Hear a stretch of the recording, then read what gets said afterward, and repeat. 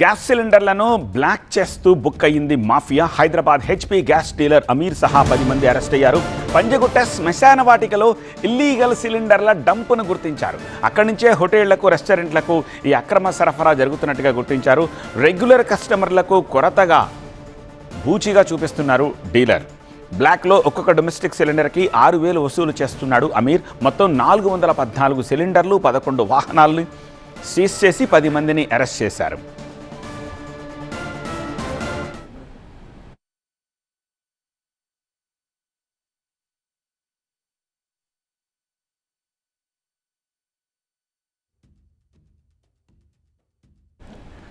అమీర్కి శంషాబాద్లో gas గోదాం ఉంది, అఫ్జల్గంజ్లో office ఉంది. ఈ రెండూ కాకుండా బ్లాక్ చేసిన సిలిండర్లను పంజగుట్ట శ్మశాన వాటికలో పట్టుకున్నారు.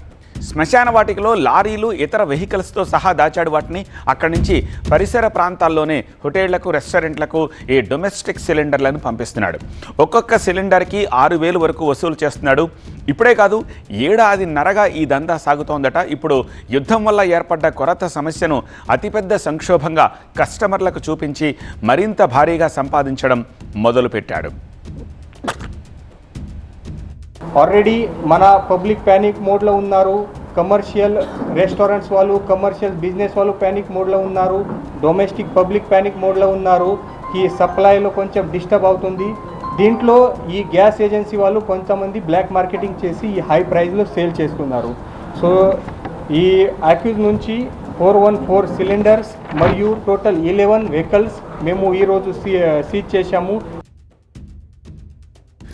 గోదాం వదిలేసి ఆఫీసుని పక్కన పెట్టి శ్మశానం కేరాఫ్గా ఏమిటి దందా? దీనిపై మరింత సమాచారం మా ప్రిన్సిపల్ కరెస్పాండెంట్ జ్యోతి అందిస్తారు.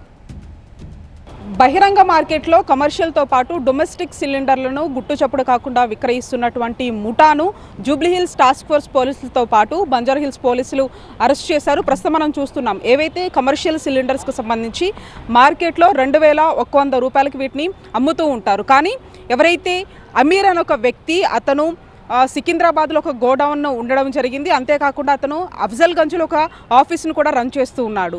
అయితే ఆ అమీర్ అనే వ్యక్తి మెట్రో అనే ఒక పేరుతో ఒక ఏజెన్సీని, గ్యాస్ ఏజెన్సీని నడిపిస్తూ ఉన్నాడు.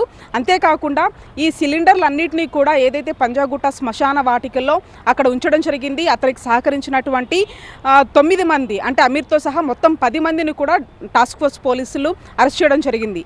అయితే కమర్షియల్ సిలిండర్ల కొరతకు సంబంధించి ఇష్టానుసారంగా పుకార్లు సృష్టించడము, అంతేకాకుండా షార్టేజ్ ఎక్కువగా ఉంది, కనీసం దొరకట్లేదు అని చెప్పేసి ప్రజల్లో ఒక పుకార్లు సృష్టిస్తున్నటువంటి క్రమంలో వీళ్ళు ఏజెన్సీలుగా ఉన్నటువంటి కొంతమంది మాత్రం వీటిని క్యాష్ చేసుకుంటూ ఉన్నారు, సొమ్ము చేసుకుంటూ ఉన్నారు. ఈ నేపథ్యంలోనే ఈ యొక్క కమర్షియల్ గ్యాస్ సిలిండర్లకు సంబంధించి కూడా ఇష్టానుసారంగా 2,100 రూపాయలు ఉన్నటువంటి వీటిని అన్నింటినీ కూడా 6,000 రూపాయలు బయట విక్రయిస్తున్నటువంటి పరిస్థితి. అయితే శ్మశాన వాటికల్లో ఈ మొత్తం కూడా దాదాపు 414 సంబంధించినటువంటి ఈ సిలిండర్లన్నీ 11 వెహికల్కి సంబంధించి కూడా అక్కడ తీసుకువెళ్తారు శ్మశాన వాటిక దగ్గర. అక్కడ ఒక వ్యక్తి, ఎవరైతే రామరాజ్ అనే ఒక వ్యక్తి అక్కడ ఉంటాడు, అతను అక్కడ వీళ్ళకి ఈ యొక్క పార్కింగ్ సంబంధించి కూడా అక్కడ అంటే చోటు కల్పిస్తూ ఉన్నాడు. అతన్ని కూడా ఒకవైపు పోలీసులు అరెస్ట్ చేయడం జరిగింది. అయితే డొమెస్టిక్ కావచ్చు, అంతేకాకుండా కమర్షియల్ సిలిండర్లకు సంబంధించి ఇష్టానుసారంగా పుకార్లు పుట్టిస్తే మాత్రం వాళ్ళని ఉపేక్షించేది లేదు. అంతేకాకుండా ఈ విధంగా అధిక రేట్లకి అమ్మినా కూడా వాళ్ళ మీద ఖచ్చితంగా కఠినమైనటువంటి చర్యలు తీసుకుంటామని కూడా చెప్తూ ఉన్నారు. మరొక వైపు గ్యాస్ కొరత ఉంది అనే విషయానికి సంబంధించి వచ్చేటటువంటి పుకార్లు ప్రజలు ఎవరూ కూడా నమ్మొద్దు అంటూ కూడా అధికారులు చెప్తూ ఉన్నారు. మొత్తంగా ఈ యొక్క గ్యాస్ ఏవైతే ఇప్పటి వరకు పట్టుకున్నటువంటి వీటన్నిటినీ కూడా ఒకవైపు సివిల్ సప్లైకి సంబంధించినటువంటి అధికారులకు అందజేయబోతూ ఉన్నారు. ఓవరాల్గా ఈ కేసుకు సంబంధించి మెట్రో గ్యాస్ ఏజెన్సీగా ఉన్నటువంటి అమీర్ ప్రధాన నిందితుడిగా, అంతేకాకుండా ఆయనతో పాటు ఉన్నటువంటి మిగతా 9 మందిని కూడా ఒకవైపు పోలీసులు అరెస్ట్ చేయడం జరిగింది. విజిలెన్స్ యూసఫ్తో కలిసి జ్యోతి టీవీ9 హైదరాబాద్.